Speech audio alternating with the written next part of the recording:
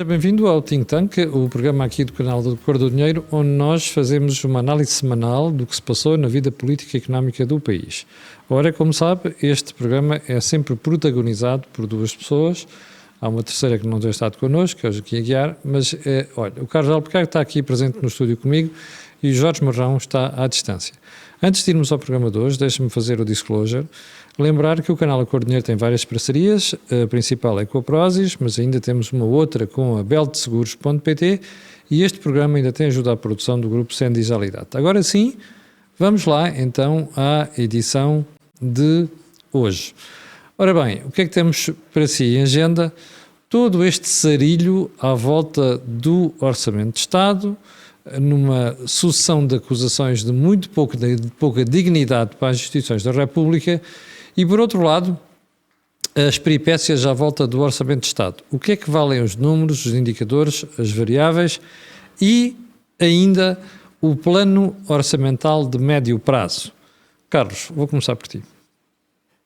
Queres que começamos por todo este tipo de folclore à volta destas discussões? Sim, eu acho que é melhor matarmos primeiro o folclore, porque eu gostava de ir a questões mais sérias. Eu acho que, boa tarde a todos antes de mais, eu acho que tudo isto é muito feio e isto aplica-se a toda a gente, inclusive ao líder do PS que vem falar e não confia nas pessoas da direita porque não sabe quem é mentiroso e quem não é. Ou seja, quem está a falar disto foi quem mentiu descaradamente no caso da TAP, não é? E portanto, Sim, aí fica. Eu acho mas vamos, que Pedro Nunes perdeu uma boa oportunidade para estar calado. Exatamente, mas vamos ao tema de quem mente, quem fala a verdade, de quem se houve reuniões, se não houve. E há aqui um aspecto importante que eu gostava de realçar. A política vive três coisas fundamentais. Vive da opinião, e a opinião manifesta-se através das ideias que as pessoas têm, das narrativas que criam, manifesta-se através da sua ideologia. Portanto, a política vive da opinião e vive da verdade factual e da mentira. Porque a verdade factual é um elemento que os políticos têm de comprovar a opinião. Sim, exatamente. E a mentira é um mecanismo que os políticos usam, muitas vezes, de procurar desviar e deturpar a verdade factual de forma a atingir outro tipo de fins. E isto é muito claro quando nós pensamos em todo o tipo de políticas e de políticos que utilizam permanentemente a mentira, aquilo que alguém chama mesmo a mentira permanente, a mentira e a manipulação, de forma a procurarem comprovar um conjunto de opiniões que têm, ou um conjunto de narrativas que criam, ou um conjunto de ideias e de ideais que vão lançando às pessoas, deturpando aquilo que é falso, deturpando a verdade, deturpando os factos que aconteceram. A opinião é discutível, a opinião é sempre passível de discussão por toda a gente. A verdade factual, se puder ser devidamente comprovada com factos concretos, com testemunhas, com filmes, é difícil também de alterar. Só que, na maior parte dos casos, a verdade factual, ou pelo tempo, ou pelo esquecimento, ou pela falta de provas concretas, é muito difícil de provar. E é muito frágil em termos de manipulação. Para dar alguns exemplos, os partidos comunistas procuram disfarçar tudo aquilo que os regimes comunistas fizeram ao longo dos anos. Ou criam mesmo mentiras, lembramos os casos do Lenin, que até apagou o Trotsky numa fotografia de forma que o Trotsky não apareceu. A mentira deturpa a verdade factual, por exemplo, manipulando a verdade factual. Muitas vezes procurando negar factos que aconteceram, mas que às vezes não é possível provar muito bem. Procurando outra forma de alterar a verdade factual é omitindo-a, procurando que ela seja esquecida, procurando que ela não venha ao de cima e frequentemente os políticos utilizam a mentira como forma de comprovar certas posições.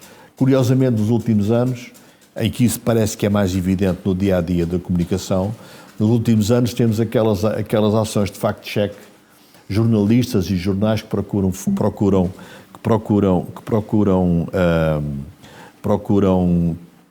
comprovar se aquilo que os políticos disseram é verdade ou mentira. Portanto, A mentira e a verdade são elementos fundamentais no debate político. A mentira e a verdade são aspectos fundamentais. A mentira é um instrumento fundamental das ditaduras, a mentira é um instrumento fundamental dos regimes autocráticos, a verdade é um instrumento fundamental da democracia. Eu gostava de dar esta nota e, só para terminar, a verdade factual pode subverter através da mentira, através da omissão e através da manipulação. A Hannah Arendt, por exemplo, que é uma filósofa que todos conhecemos, diz que um dos aspectos principais, digamos, de um autor político que queira proteger a democracia é garantir que as verdades factuais prevalecem. Este é um aspecto relevante porque é que eu acho que é importante falarmos no tema da mentira ou da verdade em termos políticos. Falando sobre o caso em si. Porquê é que ele aparece agora? Alguém está a mentir. Já vamos dizer. Alguém está a mentir. É indiscutível. Alguém não está a falar a verdade. E a questão que se coloca é, quando a verdade factual é distorcida, isto Hannah Arendt existe de forma muito clara no livro chamado Verdade e Política, ou seja, onde estes temas são muito tratados. Quando a verdade factual é distorcida ou não é possível de comprovar, ela passa à opinião. E o que é a verdade factual passar à opinião?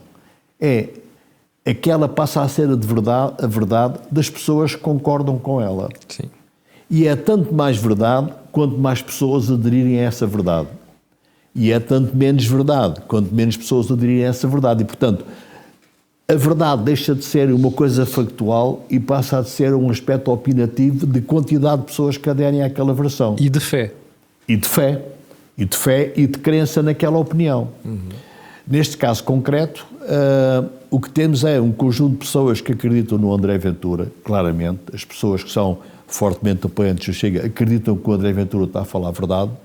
Temos outro conjunto de pessoas que não acreditam que ele esteja a falar a verdade. E, nomeadamente, admitem que o Luís Montenegro é que está a falar a verdade. É evidente que o André Ventura tem contra si o facto, por exemplo, de ter toda uma comunicação que é muito pouco simpática para com ele.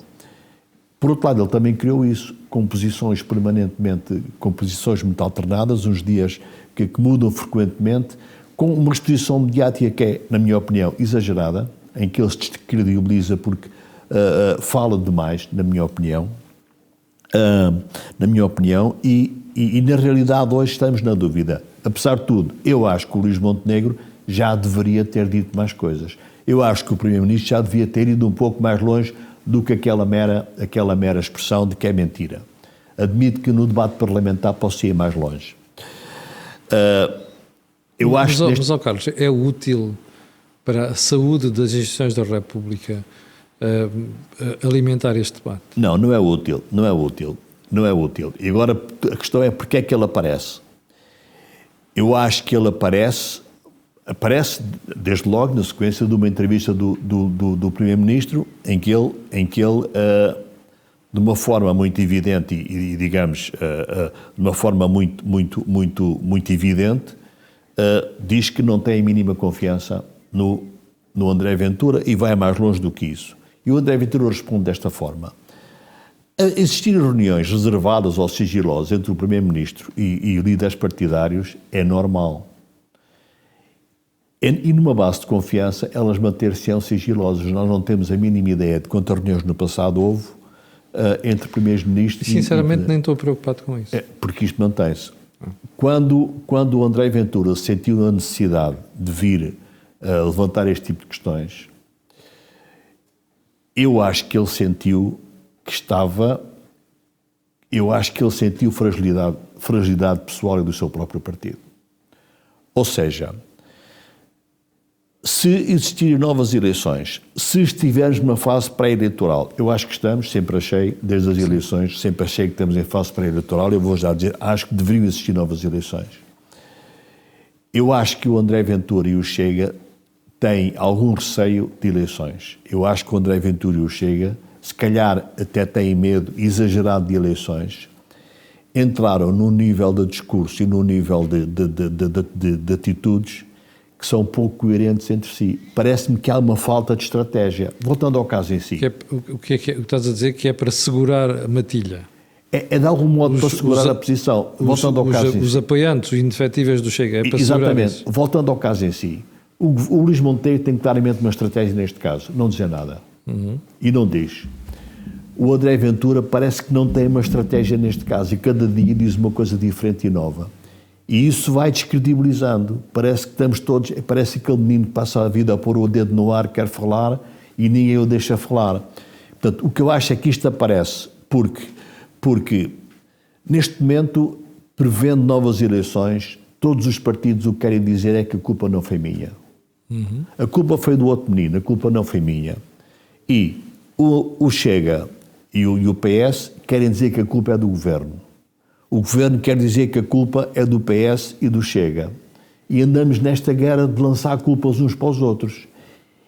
E o que o Chega quer e o que o André Ventura quer, na minha opinião, é livrar-se de responsabilidades, é lançar a responsabilidade de tudo isto para cima do outro. Então diz, não há orçamento e ele não é aprovado, porque aquele senhor discutiu comigo, fez-me propostas e eu não aceitei. Porque ele não foi sério e eu fui sério. E portanto há aqui, só para acabar, há aqui, agora o que é que há aqui entre todos? E até a Iniciativa Liberal já entrou aqui, de uma forma que eu acho um pouco exagerada. Eu acho que poderia ter entrado neste processo dizendo alguma coisa aquilo que disse, acho que foi demasiadamente assintosa contra o Chega, e aquilo que se apercebe é que também a Iniciativa Liberal quer ir buscar eleitores ao Chega. Acho que neste momento entramos em quê? Num nível destrutivo entre todos. Estão todos a ver se destroem uns aos outros e fica mal no país, fica mal a democracia, só para acabar. E isto destrói a credibilidade de todos eles, não é de nenhum, não é do André Ventura, nem do Luís Montenegro, nem do Jorge Pedro. Marrão, qual é a tua opinião sobre o mesmo assunto? Todos ficam descredibilizados neste processo. Sim.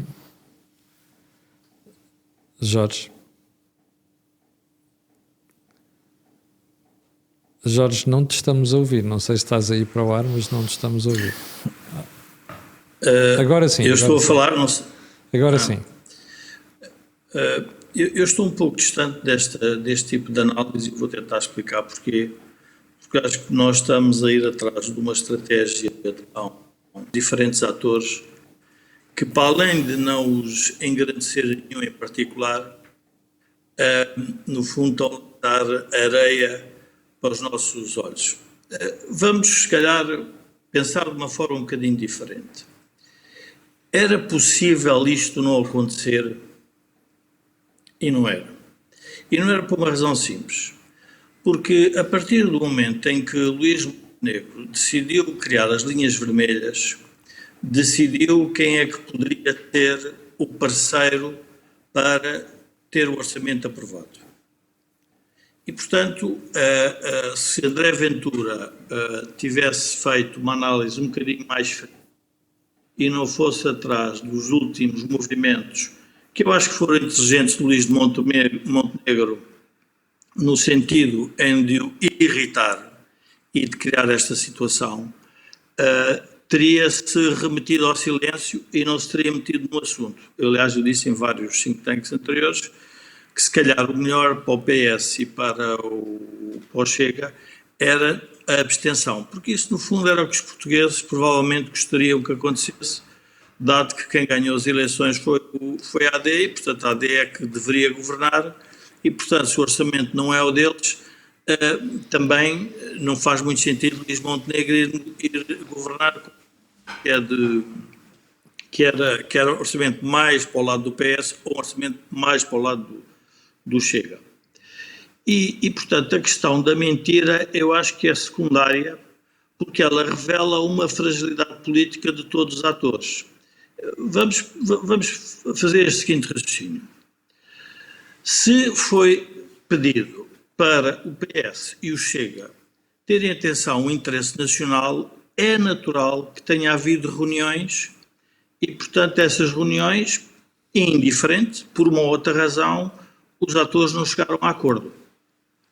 E, portanto, eu acho que há um excesso de linguagem de André Ventura quando revela uma parte da conversa que não pode comprovar, que é o acordo até previa isto, aquilo, aquilo outro. Portanto, nós nunca chegaremos a saber, porque Tanto podemos acreditar em Luís Montenegro como podemos acreditar em André Ventura, e portanto eu acho que ele comete aí um erro, que é ninguém sabe se haveria acordo e que tipo de acordo é que era. E como eu costumo dizer, o acordo só existe depois de ser celebrado. Até lá são puras conversas para, no fundo, criar uma plataforma. E relativamente à plataforma estávamos todos de acordo. Agora, a tática usada por Luís Montenegro também levou a esta situação. Eu ainda vou avançar um bocadinho mais, mas queria retomar uma ideia do Carlos inicial, que também vale a pena pôr em cima da mesa para nós também fazermos a análise da área política que não é a nossa. O que veio fazer Pedro Nunes e o que veio fazer o Bloco é para nós sorrirmos, porque quando Pedro Santos diz que a direita não é confiável, a pergunta é: e a esquerda foi confiável enquanto ele foi governante? Nós estamos nesta situação porquê? Porque houve um derrubo de um orçamento feito por os parceiros de coligação. Portanto, a esquerda também não é confiável. E, portanto, é melhor nós deixarmos de usar este tipo de linguagem, porque a política tem estas situações, tem altos e baixos, tem estas, se quisermos, estas curvas sinusoides, e que, portanto, umas vezes as pessoas estão de acordo, outras vezes estão em desacordo. Quando Mariana Mortágua veio dizer que a situação da direita é degradante, a pergunta é: quem é que degradou o debate no Parlamento português? Quem degradou o debate no Parlamento português com acusações de toda a espécie, de toda a gente e de todas as maneiras, foi de esquerda. E nós temos que lembrar que André Ventura era um deputado que estava sozinho contra essas pessoas todas. E depois há aqui o movimento da comunicação social, que é um pouco indiferente do que o André Ventura diz, porque no final do dia ele vai ser sempre criticado, porque nós já discutimos aqui, ele é um outsider. E, portanto, é um pouco irrelevante a questão de quem mentiu, porque eu percebo a reação de Luís Montenegro, mas também percebo que André Ventura, 2 dias antes, tinha sido dito que ele não era um parceiro confiável. E a pergunta era: não confiável porquê? Então que o diga. Porque o que veio a acontecer foi que André Ventura veio dizer: bom, não sou confiável e proponho um acordo, pronto. E aí entornou-se o caldo para os dois. Jorge, e, portanto, mas os dois não tiveram... Deixa-me só interromper para colocar-te uma questão. Mas não foi a primeira vez que Luís Montenegro disse que André Ventura e o Chega não eram confiáveis. Já tinha dito isso anteriormente. Então não se sentava para coordenar. Espera aí. Jorge, deixa-me terminar a pergunta, se faz favor. Então, se não foi a primeira vez que Luís Montenegro disse isto, André Ventura e do Chega, porquê é que foi a reação agora? Porque a reação vem na sequência. A reação vem na sequência do que disse 2 dias antes. Mas já tinha dito antes. Mas já tinha dito antes em declarações anteriores. Não, vamos pôr os factos na sequência. Há um facto relevante. Foi apelado o interesse nacional e o Chega vem dizer que vinha apoiar. Foi assim que começou. E o problema foi que há aqui um tema que é muito importante e não tem a ver com André Ventura, tem a ver com a relação entre Luís Montenegro e Pedro Nuno Santos. Os partidos são reflexos uns dos outros. Pedro Nuno Santos utilizou uma estratégia para que também isto acontecesse, porque queria, no fundo, que as linhas vermelhas fossem quebradas. E, portanto, nós estamos numa situação em que ninguém tem razão e é um pouco indiferente quem andou. Porque, em termos práticos e objetivos, a estratégia não resultou. Não há um orçamento ainda aprovado, nem pelo PS, nem pelo Chega. Na data em que ele foi apresentado, não foi possível. Vamos ver agora como se comportam. Agora, as reações eu percebo-as. O que eu não percebo é como é que nós não aceitamos que isto teria que ser um desfecho quando, por razões diversas, todos os atores têm uma estratégia de eliminação política. O PSD quer ocupar um espaço mais à esquerda e quer estancar o Chega. O Chega quer ocupar um espaço maior para o PSD. E o PS quer manter a esquerda sossegada, mas também quer dizer que é responsável e que tem o interesse nacional, está acima de tudo.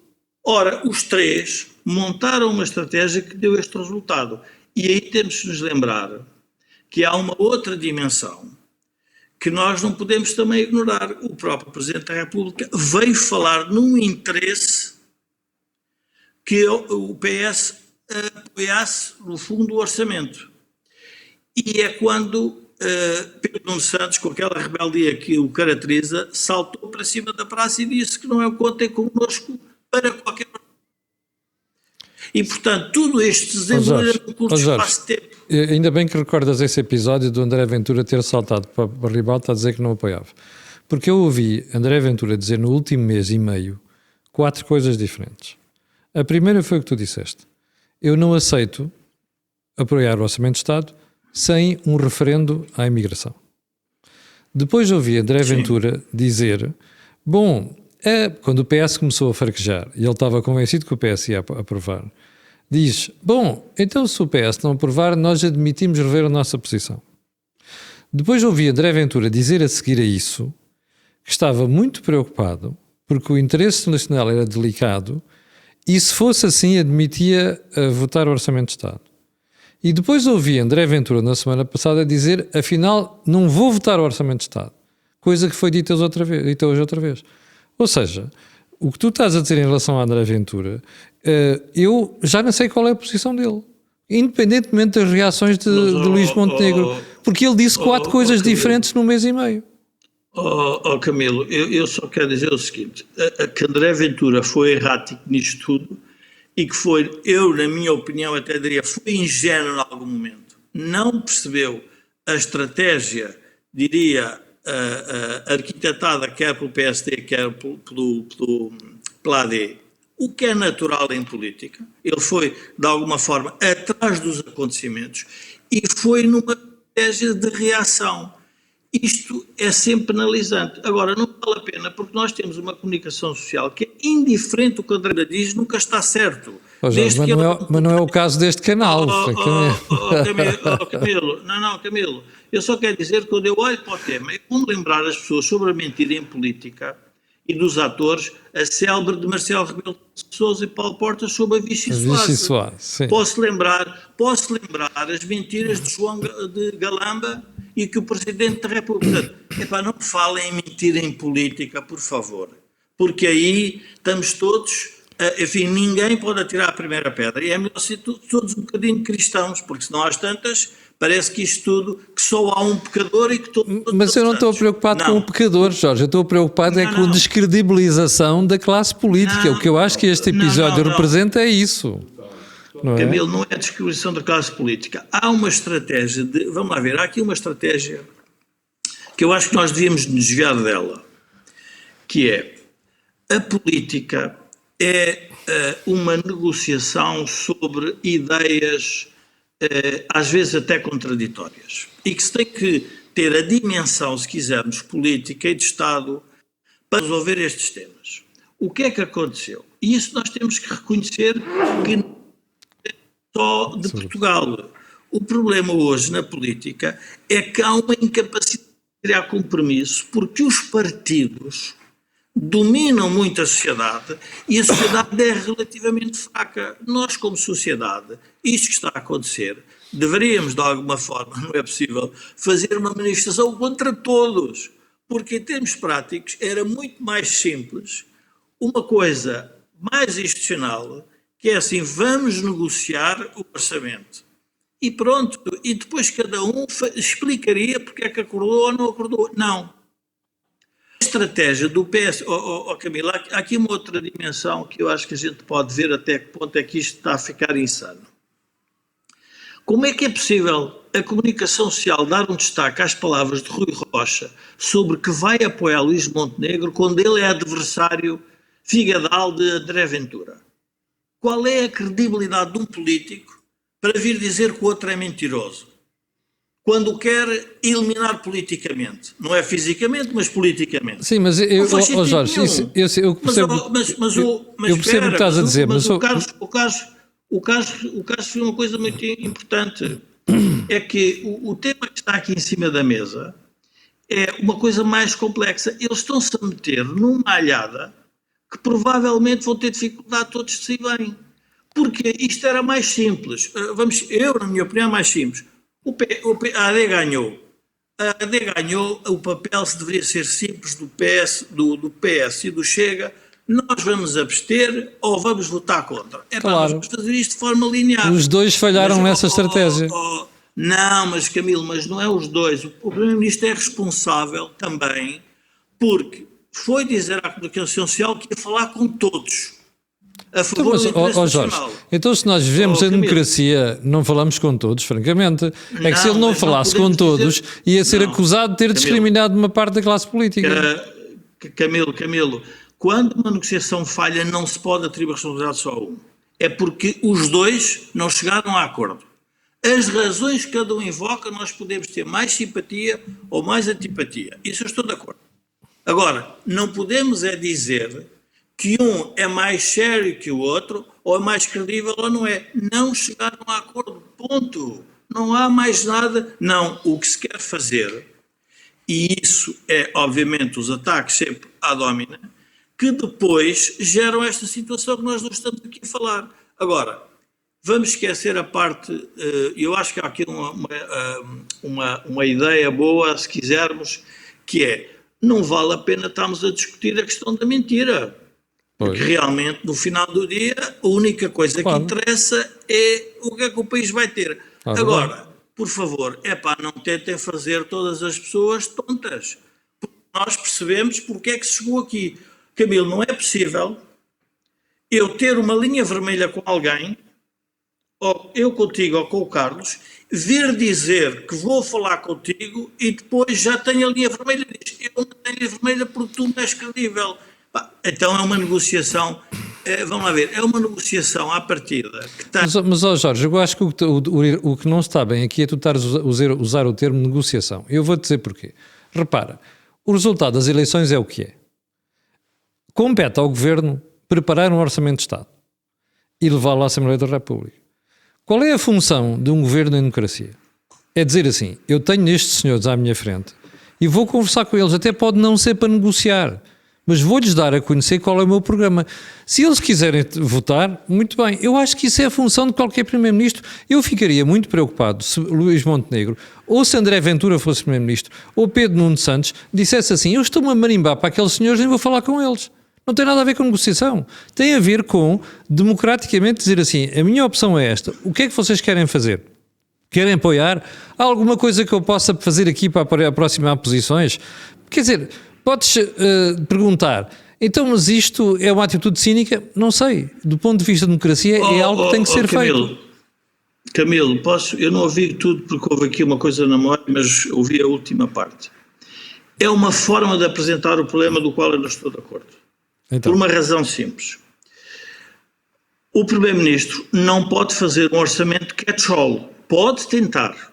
A possibilidade disso acontecer é muito remota. Mas quem é que disse que ele quis fazer isso? Eu não tenho nada a certeza que quis fazer isso. Tu achas que o Luís Montenegro queria convencer o Bloco de Esquerda e o PCP? Não. Mas não pode deixar de dar conhecimento. Não é isso, Camilo. Mas está bem, mas o ritual de respeito pelo partido faz como ele fez. Quando os partidos depois vêm para a praça pública fazer comentários sobre coisas institucionais da forma como o fazem, é que destrói tudo isto. E isto é que é uma parte do problema. O Primeiro-Ministro seguir o ritual democrático de ouvir todos é muito relevante. É isso vir dizer que ele é o único que defende o interesse nacional e se não chegarmos a acordo com os outros, nenhum defende, não acredito nisso. Porquê? Porque as linhas políticas de definir o interesse nacional são distintas. O que eu quero dizer, Camilo, é que nós, nesta matéria, eu acho que há aqui dois pecados originais. Um é se Luís Montenegro tinha as linhas vermelhas e queria afirmá-las perentoriamente e não queria nunca ficar dependente do Chega, teria que o fazer de forma mais explícita. Provavelmente não o fez porque quis fazer desta forma. Jorge, isso foi feito na campanha eleitoral. Isso foi feito na campanha eleitoral. Mas depois vem o concreto, vem o interesse nacional que ele invocou. E, portanto, teria que dizer, não faz parte do interesse nacional ultrapassar as linhas vermelhas. O que eu quero dizer é outra coisa. Qual é o outro pecado original? É o Chega e o PS terem tomado esta atitude. Que foi de, aproveitando a fragilidade da AD de ser minoritária, fazerem este jogo, em que umas vezes dizem que apoiam, outras vezes dizem que não apoiam. São também pecadores sobre essa matéria, nenhum sai bem. Portanto, nós estamos hoje aqui a discutir este tema porque estes agentes decidiram seguir este caminho. Agora, a pergunta que fica é, mas qual é o orçamento que o país precisa? E eu, objetivamente, tenho que reconhecer o orçamento que o país precisa é aquele que Luís Montenegro apresenta. Porque ele é o governo, vamos ver, ele foi o eleito para governar o país. E estranho, para mim seria estranho que quer o PS, quer o Chega, dissessem que isso não era assim. Porque então temos aqui um problema muito maior. Porque na prática estão num jogo político todos para ver qual é o momento certo para eleições. E reparem, e depois há aqui uma outra dimensão, que é Isso é democracia, Jorge, isso é democracia. Está bem, Camilo, mas, por exemplo, o Carlos é favorável a mais. Eu não sou favorável, acho que a governar em minoria, os outros partidos sabem que isso é assim. Epá, com todo o respeito, por favor, deveriam dar um espaço suficiente. Mas não dão, para Jorge. que, pelo menos, mas não dão, isto estão a errar. Camilo, mas não dão, mas eu não quero. Vamos ver, eu não gosto. Não gosto porque a minha. Vamos ver.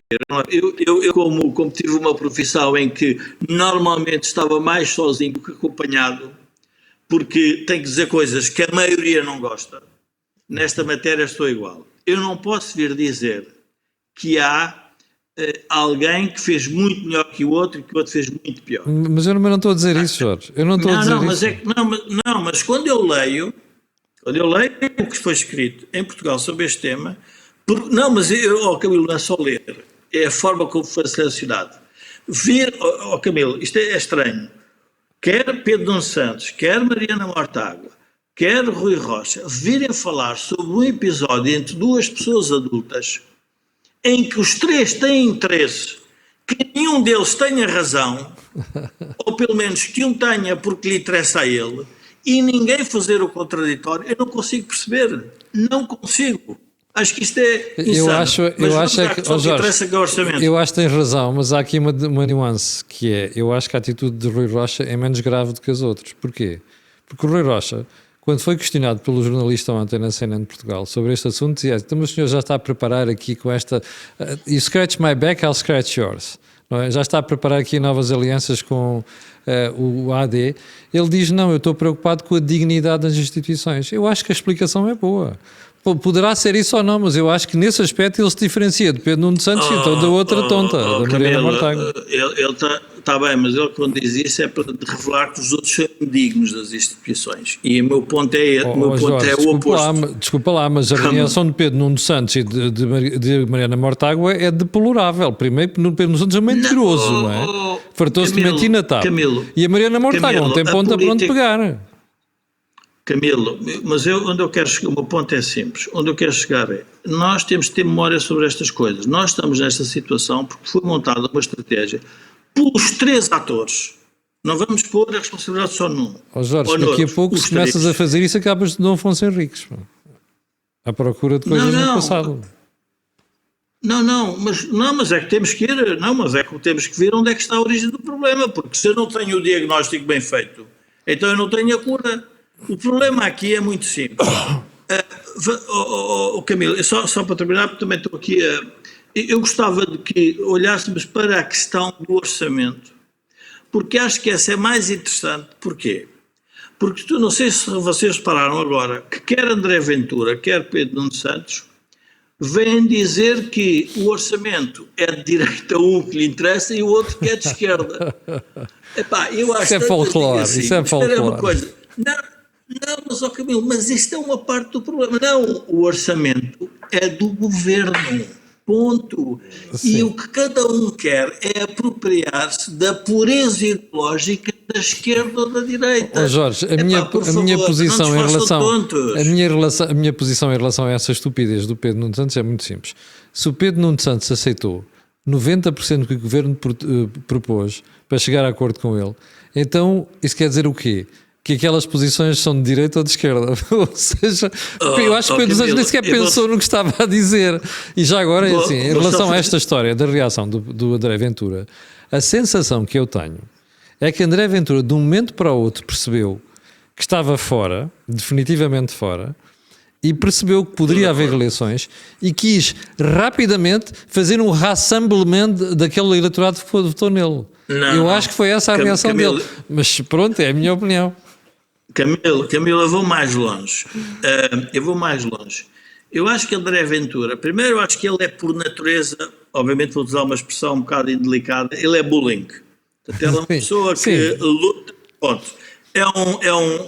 Como é que dizer, é impulsivo e, portanto, reage. Ele reage, portanto, à provocação.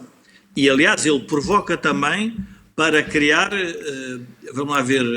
Claro, é verdade. Para criar fricção político. Sim. Portanto, eu acho que ele não foi suficientemente sereno para perceber que isto poderia lhe acontecer. É verdade. Há aqui um pormenor, ele não foi suficientemente sereno e tranquilo para perceber que isto lhe poderia acontecer. Que, no fundo, foi exatamente o que aconteceu. O facto de um ator político ser tão errático num tema significa que não tinha uma estratégia clara. Ou, pelo menos, eu tiro-me outra conclusão. Ou então não percebeu até que ponto é que Luís Montenegro era inflexível sobre as linhas vermelhas. Pois. E a gente tem que se lembrar de um outro pormenor. E isto acho que é importante. Quem provoca esta reação também, André Ventura, é o próprio Pedro Nuno Santos. Porque o Pedro Nuno Santos há um momento em que faz de propósito para tirar o PSD para cima do Chega. É verdade. E os dois, em vez de estarem sossegadinhos, se têm interesse nisso ou não, é um bocado irrelevante. Porque aqui o problema é que eles estrategicamente não foram serenos. Se me perguntares qual é a pessoa, qual é destes três, qual foi aquele que montou uma estratégia mais favorável ao seu interesse, do ponto de vista, se quisermos, de uma potencial contenda eleitoral, eu não tenho dúvida que foi Luís Montenegro. Foi Luís Montenegro, sem dúvida. Não, isso não tenho dúvida nenhuma. Porquê? Porque, de repente, nós temos os dois como radicais. Não sei. É verdade. Pronto, mas desculpa lá, Carlos, eu estar... mas como é vamos aqui ao Carlos antes de mudarmos para o plano orçamental. Há aqui temas que são, e este tema da estratégia é importante, mas eu tinha aqui 6 temas. Primeiro tema, o Jorge há bocado disse, não estamos aqui a analisar se um é mais sério que o outro. Não é isso que está em causa. Agora, os eleitores vão analisar. Cada eleitor de per si vai dizer aquele é mais sério, aquele é menos sério. E isto tem, quer queiramos, quer não, tem impacto eleitoral. E a partir do momento em que não há verdade factual, como há bocado falava, tudo isto agora depende da adesão a uma opinião. Fé. E, portanto, o tema de ser um mais sério que o outro é irrelevante, para nós é irrelevante. Nem eu vou dizer quem é mais sério ou quem não é mais sério. O que há a partir de agora é opiniões sobre quem é mais sério. E cada eleitor fará essas opiniões. E essas opiniões são baseadas em quê? Naquilo que tem sido a percepção que cada um tem das pessoas em si, ponto número 1.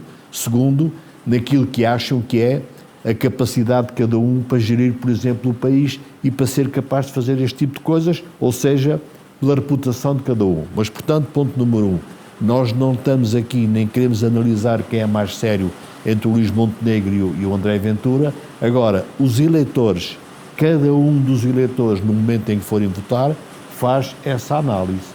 Cada um faz, baseado em quê? Na sua opinião, na sua percepção de cada uma destas duas pessoas. Mas um segundo tema que é relevante, o Jorge falou no interesse nacional. Eu, honestamente, nunca sei o que é o interesse nacional. Cada partido, cada pessoa tem a sua visão do interesse nacional. O PCP tem uma visão do interesse nacional, que é a visão que o PCP tem. O Bloco de Esquerda tem uma visão do interesse nacional, que é aquela que tem, que é nacionalizamos tudo como o PCP. A Iniciativa Liberal tem uma visão do interesse nacional, que é a visão que eles têm, e, portanto, esta história, que foi o Presidente da República que lançou, esta história, que ele tem muita responsabilidade em todo este processo, do interesse nacional, eu não sei o que é o interesse nacional. E já lá vou ao tema da crise. Não temos uma crise eleitoral, já lá vamos. Mas, portanto, o tema do interesse nacional é um tema que é lançado de forma a tentar encontrar os regimes ditatoriais têm sempre o interesse nacional, que é aquilo que eles entendem. E o interesse nacional, não há um interesse nacional, há vários interesses nacionais. Por isso é que nós votamos. Eu voto no partido A, porque é aquele que eu acho que defende melhor o interesse nacional, o outro vota no partido B, que é o que defende mais o interesse nacional. Portanto, lançar esta história, esta obrigatoriedade de não haver eleições, ou de haver uma aprovação orçamental por causa do interesse nacional, é algo que para mim é inibidor da democracia. Eu vou ser honesto, é inibidor da democracia. A discussão política é uma discussão política de diversas versões do interesse nacional. Terceiro ponto que me parece importante, há aqui alguma estratégia do PS e do PSD neste processo, e há uma estratégia do Chega. Eu acho, o Jorge disse isso, eu estou integralmente de acordo.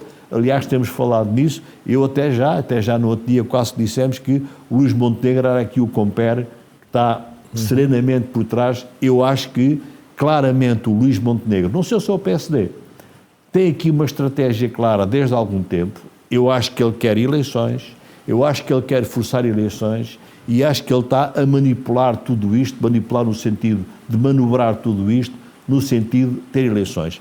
Todo o tipo de decisões, todo o tipo de políticas que tem tomado nos últimos tempos, de agradar a toda a gente, é claramente uma estratégia eleitoral. Claramente.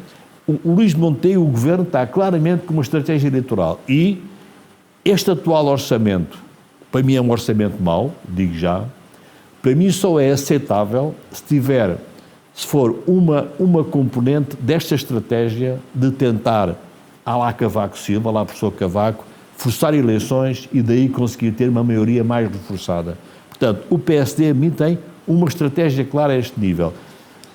Estratégia que até pode passar por estar a fingir que negocia com os dois. E se calhar o que ele fez foi mesmo um ato de fingir que negociava quer com o PS, quer com o Chega.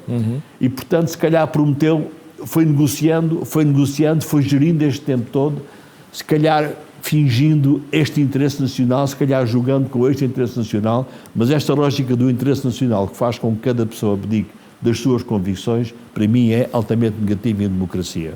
Portanto... Vamos ao orçamento? Só um bocadinho.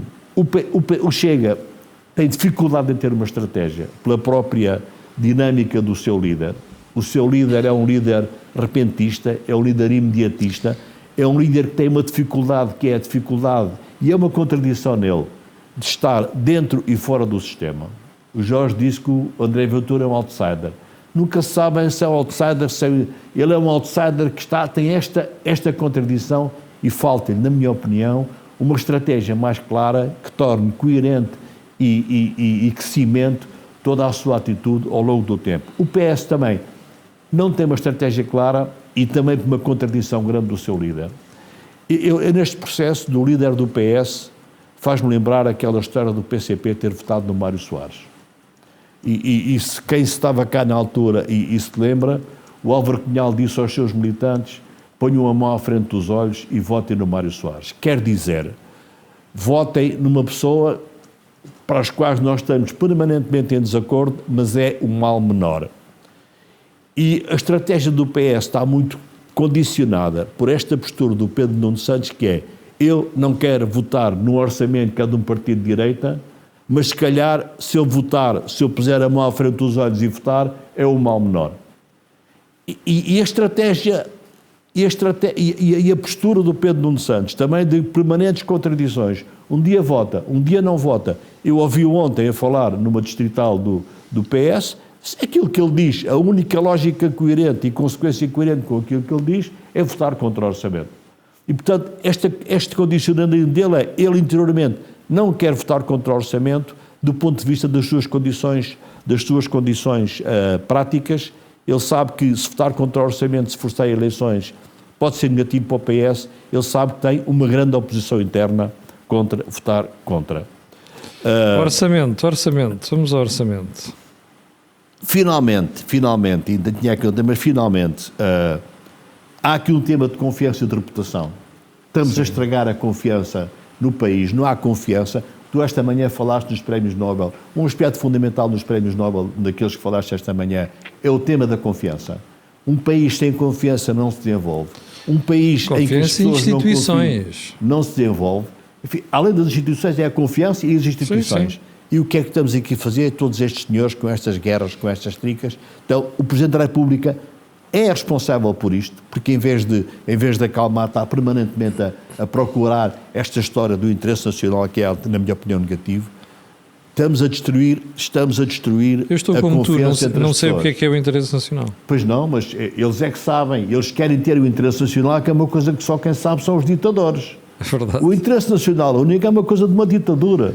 O interesse nacional é cada um ser sério, ser honesto, ser verdadeiro e defender as suas convicções. Esse é o interesse. Chama-se isto o dever de convicção. O Max Weber chamava isto o dever de responsabilidade, o dever de convicção. E, portanto, crise, eleições é crise. Não, nós estamos em crise desde as eleições passadas. Sim. O país está ingovernável assim. O que é que temos que fazer? Vamos para novas eleições, o povo que decida. Quem é que querem governo? Querem que continuemos em crise ou querem encontrar aqui alguém que maioritariamente governe o país? Portanto, eu acho que estamos a degradar fortemente o nosso regime, estamos a degradar fortemente a situação política do país e a responsabilidade é de todos. Presidente da República, PSD, Chega, PS, acho que no final disto tudo. E não estou a falar de seriedade, não estou a dizer se é mais sério ou se é menos sério, não faço ideia. Acho que já devia ter falado, mas acho que no final deste tudo, quem está com uma estratégia mais clara e mais, se calhar, que vai ter melhores resultados, é o Luís Montenegro. Indo ao orçamento. Sim. Este é um orçamento de continuidade, este orçamento não tem nada de muito especial face aos anteriores. É se calhar... Mas como é que tu querias fazer um orçamento diferente? Não tens maioria.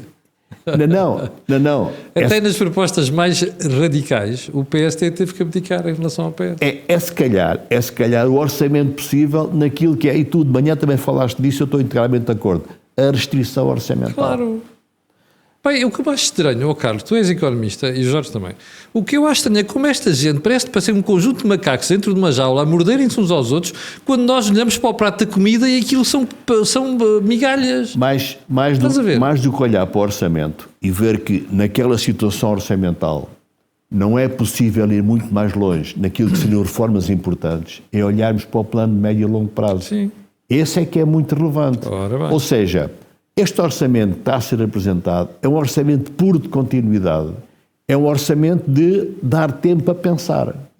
E efetivamente, quer dizer, eu não percebo porque é que o PS não apoia este orçamento, porque o PS podia perfeitamente apoiar, como muita gente diz, este orçamento podia ser o orçamento do PS, com pequenas nuances. A nuance que tem-se discutido muito o IRC é uma nuance pura. No meio deste processo todo, o PS já no passado acordou até descidas do IRC e isso nunca violou a consciência dos seus líderes nem dos seus militantes. É verdade. E, portanto, quer dizer que baixar o IRC a 1% não viola nada. Portanto, na prática, o PS, outra vez, são as convicções esquerda ou muito próximo da extrema-esquerda da liderança do PS a procurar argumentos para votar contra.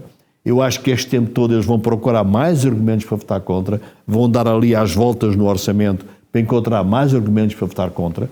Hoje, por exemplo, o André Ventura também de manhã, numa entrevista, disse que votava contra e o argumento principal é a taxa, é a subida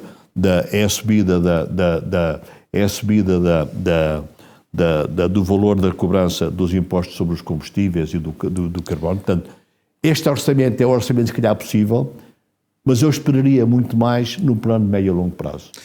Carlos, deixa-me só explicar aqui ao Rafael Ferreira, que eu acho que ele de vez em quando nunca acerta nos diagnósticos.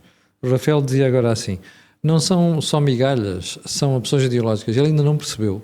Quando não se tem dinheiro, não há opções ideológicas. Você ainda não percebeu isso, Rafael? Eu não sei que idade que você tem, mas eu já vi 3 bancarrotas. Ou pré-bancarrotas. A última devia chegar-lhe para você perceber.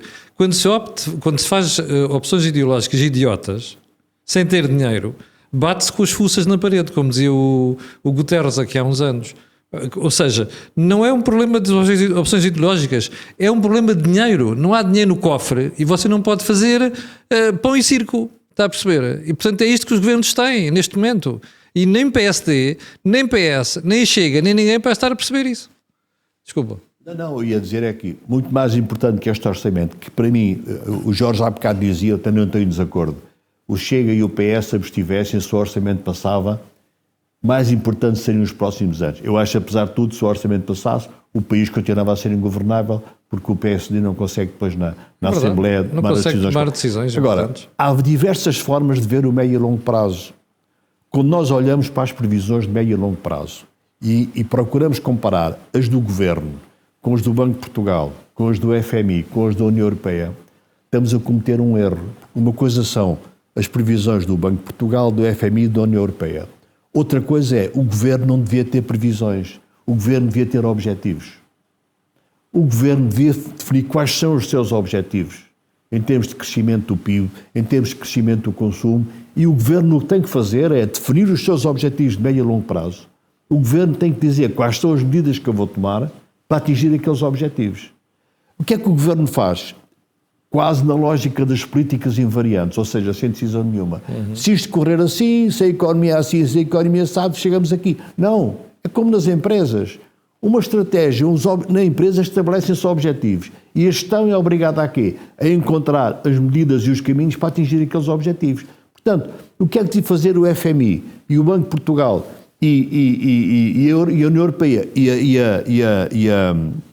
e as entidades nacionais de fiscalização? Dar-nos a noção se com aquelas medidas que o Governo propõe chega ou não chega àqueles objetivos. E, portanto, nós devíamos ter esta diferente análise entre aquilo que são as propostas, os planos de médio prazo do Governo como objetivos, mas não é isso que o Governo faz. O Governo limita-se a fazer projeções, mais 1%, menos 1%, mas o Governo devia nos dar objetivos. E para estes objetivos, as nossas medidas são esta e aquela. Por exemplo, baixar o IRC 3% ou 4%. E o que é que o Governo fez com este plano de médio prazo? Manteve praticamente inalteradas aquilo que eram as projeções que são as políticas invariantes, ou seja, como se não fosse fazer mais nada. E, portanto, porquê é que o Governo faz isto? Porquê é que o Governo prevê no plano de médio e longo prazo até 2028? Mas não haverá também alguma precaução? Camilo. Ou seja, por exemplo, eu olho para os excedentes orçamentais que apresentam, nomeadamente este ano. Nós já sabemos que não vai ser 0,4% este ano. Mas o Governo aqui, a precaução do Governo tem que ser uma precaução dentro daquilo que são eventuais riscos, daquilo que são os nossos objetivos. E o facto da oposição poder impor medidas como impôs o PS e o Chega. Mas isso é o tema da crise. Isso é a crise política. O que é que o Governo pode dizer? E eu até admito que possa haver aqui alguma estratégia no meio disto, quer dizer assim, nós propomos um plano a médio prazo de políticas invariantes porque não temos possibilidade, em termos da Assembleia, de tomar as medidas que queremos. Mas eu acho que o Primeiro-Ministro devia dizer isso. Agora, devia dizer isso. Sinceramente. Eu acho que ele só vai dizer isso em fase eleitoral. Pois. Eu acho que ele vai fazer. Portanto, eu fico espantado. Como é que os portugueses podem entregar a composição parlamentar atual e esperar milagres? Sinceramente, fico surpreendido. E portanto o Governo apresenta um plano de médio e longo prazo em que a taxa de crescimento, o Pedro Nuno Santos dizia isso ontem com razão, a taxa de crescimento médio dos próximos 4 anos que o Governo espera é inferior à do PS. Sim. É inferior ao do PS. Mais, o Governo tinha prometido que em 2028 teria crescimento de 3,5%. 3,5%. Portanto, é óbvio que a oposição vai cair em cima do governo por causa disso. Claro. Apresenta metade. O Governo devia nos dizer em 3,5% ou 3% em 2028, para chegar lá, eu vou fazer isto e aquilo. E toda a projeção para 2028 devia ser feita nessa base. E depois o que é que teríamos? O Banco Mundial, o Banco de Portugal, o FMI, a União Europeia, todas estas entidades a dizerem, a Unidade de Apoio Orçamental, a dizerem, meus amigos, o Governo diz isto, o Governo diz que vai chegar aqui. Nós acreditamos ou nós não acreditamos. Isto tem estes riscos ou tem aquele risco. O que é que o Governo pode dizer? Eu não faço isso porque não tenho capacidade de tomar as decisões em termos orçamentais dentro do Parlamento. Há um tema que tu referiste que é importantíssimo. o orçamento só ganha flexibilidade se reduzirem as despesas. Obviamente. Não há alternativa.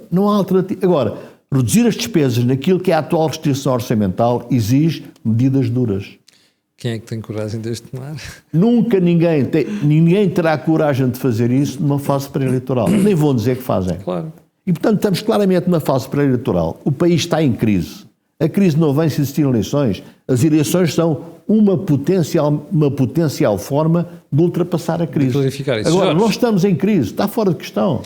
deixa lá ouvir o Jorge Marrão sobre o orçamento. Camilo, Carlos, eu gosto deste orçamento e vou tentar explicar porquê. Porque acho que este orçamento pode ser um grande clarificador, não sei se é a expressão correta em português. Então explica lá. Pode ser um grande estímulo à clarificação. Vamos imaginar que o PS vota contra e o Chega votam contra. As razões são muito diferentes. A razão que me agrada do PS votar contra é que fica explicado pelo que o Luís Montenegro fez que o país pode ser governado com este tipo de orçamentos. E o que o PS quer desde o início é que a direita não governe, de Luís Montenegro.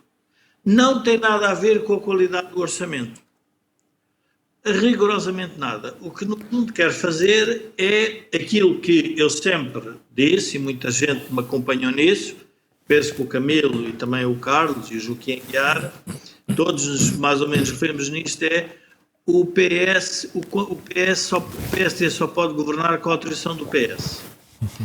E, no fundo, é isto que assusta o PS. Porque, se nós pensarmos, Jorge, este é um orçamento. Jorge, durante esta semana, aliás, na semana passada, um dos títulos do programa da manhã foi este: o PS está com inveja do PSD. Porque Claro, sabe... e portanto... É isso, diz. Não tenho dúvida sobre isto. Não tenho dúvida sobre isso. Portanto, o maior problema que o PS tem com este orçamento é que governa com o dinheiro dos portugueses, fazendo o modelo redistributivo, que eu posso não estar de acordo, mas estou de acordo que é uma forma de afastar o PS do poder. E é por isso que Pedro Nuno Santos e a esquerda não gostam do orçamento. O Chega não tem nada a ver com isso. O Chega tem a ver com o tal pecado original, que eu nunca estive de acordo com as linhas vermelhas, e portanto é outra guerra, não tem nada a ver com isso. E portanto, quando André Ventura vem falar nisso, é um bocado irrelevante, na exata medida em que ele não está de acordo com o movimento, porque é óbvio que não está de acordo com a posição política do PSD relativamente ao próprio Chega. Agora, Carlos, eu não posso estar muito de acordo contigo em relação ao orçamento, porque... eu parto do princípio, eu acho que na lógica institucional, um país que vai a eleições em face das trapalhadas que foram montadas pelo Partido Socialista e pela esquerda, eu acho que teríamos que ter aqui um tempo de alguma serenidade. E, portanto, qualquer que fosse o orçamento, é um bocado irrelevante do ponto de vista, eu diria, de longo prazo, a não ser, e essa é outra razão, que eu acho que leva a esta confusão toda, em que todos os líderes querem um esclarecimento das suas posições e das suas forças e das suas linhas ideológicas dentro dos partidos e, portanto, precisam de criar uma crise política. O caso concreto de Pedro Nuno Santos é evidente. Pedro Nuno Santos tem uma guerra dentro do PS e, portanto, só está a fingir que não a tem, mas tem uma guerra dentro do PS, porque apoiar o PSD afasta um conjunto de eleitores, não apoiar o PSD afasta outro conjunto de eleitores. Nós temos que ver porque é que estamos nesta situação, porque o PS a criou, não há volta a dar-lhe. E, portanto, eu digo que é um orçamento que nós, como cidadãos responsáveis e na lógica do interesse nacional, deveríamos aprovar. E a lógica do interesse nacional não é que eu tenha uma opinião do interesse nacional com o Carlos, ou com o Camilo, ou com o André Ventura, ou com o Luís Montenegro, é porque o interesse nacional é respeitar as regras também da democracia. E não querem fazer. No fundo é isso que estamos a falar. Agora vamos a coisas concretas do orçamento. O orçamento não é mau, na exata medida em que... desculpa. Jorge, só uma nota sobre isso. Tudo isso é muito válido se lá ver, o resultado, é importante ter noção do orçamento, dos resultados que ele traz. E os resultados não são nada diferentes do que já tínhamos. É praticamente tudo igual. Os resultados mantêm-se. Claro. Os resultados mantêm-se. Carlos. Jorge, só para... E isso tu dizes, eu concordo integralmente contigo, se isto fosse só um ponto de partida para agora mudarmos, para melhorarmos o país, O que eu vejo é que, na atual situação política, com a atual composição da Assembleia da República, não é possível fazer nada diferente. E, portanto, o interesse nacional, ou seja, o orçamento aprovado nessa ótica do interesse nacional podia ser útil como, digamos, ganhar tempo. Mas ganhar tempo para quê? Para fazer reformas significativas. E não vai ser possível. É só esta nota. E aqui o interesse nacional o que era? Ganhar tempo. Não, Carlos, vamos lá ver, se o governo é minoritário, ele tem que gerir com os instrumentos que tem. Não estou a dizer que deve ser minoritário, estou a dizer que é como é a vida, é assim que aconteceu. E, portanto, é o orçamento possível dentro das circunstâncias políticas. Mas o que eu quero dizer é que o orçamento dá sinais para onde é que o PSD queria caminhar, que é isso que o PS não está a gostar. É verdade. Quando o PSD, vamos ser práticos, é verdade que a carga fiscal não baixa muito, mas é verdade que nos escalões do IRS, na questão do IRS jovem, na questão do IRC, há um interesse que é uma maneira diferente de olhar para a política, que é baixar o custo fiscal e dar o dinheiro aos portugueses e eles façam o que eles quiserem com o dinheiro deles. Jorge, mas não se reflete no resultado, Jorge. Não se reflete em resultados económicos, não é? Não se reflete, quer dizer, eu concordo que há sinais, mas não se reflete. Se isso não tiver resultados económicos, ficamos todos contentes com os sinais, não é? Claro, mas ficamos com os sinais, Carlos, mas nós temos que partir, quer dizer, o elefante come-se às postas. Eu não vou comer o elefante por inteiro, portanto eu vou partir o elefante às postas. O primeiro elefante orçamental, depois há o outro das reformas. Então, se nós não aprovamos o orçamento, como é que se vão aprovar reformas? Impossível, porque temos os três partidos de candeias às avessas. O que eu quero dizer é que o PS não está a gostar é dos sinais do orçamento. Sim. Porque faz o modelo redistributivo do PS, melhora em termos de carga fiscal e faz uma coisa muito importante, Carlos. É a primeira vez que os escalões do IRS vão ser atualizados acima da inflação. Portanto, é uma política favorável a toda a gente, quase. É devolver impostos. Quer dizer, às tantas, então digam-me lá o que é que eu posso fazer. Agora tu dizes-me, estou de acordo contigo. A verdade é que não altera o país significativamente. Estamos de acordo, mas o país, nós já discutimos isto assim tantas vezes, o país está refém de muitos interesses instalados que os partidos responsáveis e com algum, com algum prestígio institucional, têm que respeitar. Carlos, nós saímos há pouco tempo de uma reversão do Costa para depois tributar os portugueses de forma brutal para termos contas certas. E, portanto, quando eu vejo e digo assim, espera aí, então, mas o que é que nós temos? Temos um modelo de restrições. E o modelo de restrições é válido para um governo minoritário, como é válido para um governo minoritário. Quando António Costa disse que não era assim, depois teve que fazer o contrário. Eu prefiro que o governo faça um orçamento cauteloso, com sinais, porque, Carlos, eu não gostaria de estar na posição de Luís Montenegro, porque ele pôs-se numa posição de equilibrista. E, portanto, a coisa, se não tiver rede, pode ir parar ao chão e estão os leões lá por baixo. Mas ele pôs-se numa posição de equilibrismo. E essa posição de equilibrismo resulta da sua própria decisão. O que eu não estou de acordo é que, de repente, parece que o orçamento é a pior coisa do planeta. Eu digo assim, mas espera aí uma coisa, mas então o que é que os senhores faziam diferente? Digam-me lá, só para saber. Não, mas é reformas do quê? Então aprovem-nas comigo. Então, mas vocês querem reformas para o país? Então vamos fazê-las. Carlos, o que eu não posso... há uma estratégia que Luís Montenegro... Eu acho que esta estratégia da discussão orçamental Ele foi muito mais. Eu acho que era o único que tinha uma estratégia. Sim, Acho que há uma estratégia de Pedro Nuno Santos. Errado. Que eu, agora, como eu já não tenho tios e avós, já me gabo a mim mesmo, eu escrevi no Negócios que Pedro Nuno Santos e Luís Montenegro e o Ventura podem regenerar o país e mudar o país, porque a estratégia deles vai obrigar a uma clarificação política nas duas áreas. É verdade. Ou vamos mais para a direita, ou vamos mais para a esquerda, e isto vai, se calhar, embrulhar um bocadinho mais. E, portanto, eu nessa matéria estou mais ou menos expectante. Mas o que eu quero dizer é que Pedro Nuno Santos tem uma estratégia que é uma estratégia dentro do próprio partido e que quer usar o orçamento para isso. E eu só digo, mas o que é que eu tenho a ver com isso como cidadão de Portugal? Nada. Oh, Jorge, não tem nada a ver com isso. Nós estamos em cima da hora, mas antes de irmos embora, eu quero dar-te os parabéns pelo artigo de hoje no Jornal de Negócios, onde tu caíste em cima da classe jornalística instalada por causa da questão da crítica à Maria João Avilés em relação à carteira profissional. E a crítica que fiz à entrevista de Maria João Avilés foi de substancial, ou seja, claro, eu não sim, gosto com a forma como ela opina durante a entrevista e